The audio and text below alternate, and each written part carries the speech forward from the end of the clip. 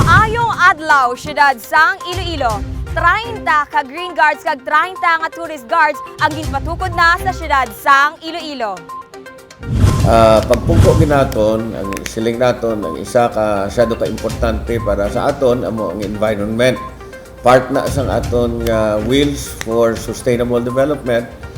And nagsugod na kita tanom gin-develop naton ang mga plaza kag mga esplanade ang aton nga mga lugar dira sa Aquino Avenue nagpananom na kita. Gindeploy ni Mayor Jerry P. Treñas ang mga tourist guards kag ang mga green guards para mabantayan ang kayuhan kag seguridad sa mga turista nga magabisita sa syudad sang Iloilo. Samtang ang mga green guards nga nagaalagad bilang manugbantay sa mga plaza kag esplanade, ginasigurado nila nga sa maayong nga kahimtangan ang mga tanom kag magapabilin ang pagpasanyog sang aton turismo. Nakita naton nga may mga nagabantalize, no, for one reason or the other.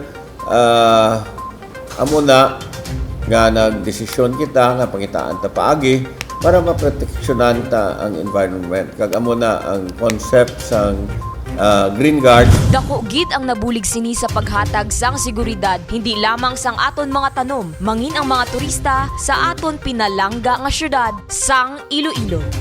This is also to remind all of us that the environment is very important and we have to do something about it. Para sa iban pa nga impormasyon, bantayan ang masunod nga Level Up Patrol. Ini si Dane Raffles, Uswag, Iloilo. Level Up, Iloilo.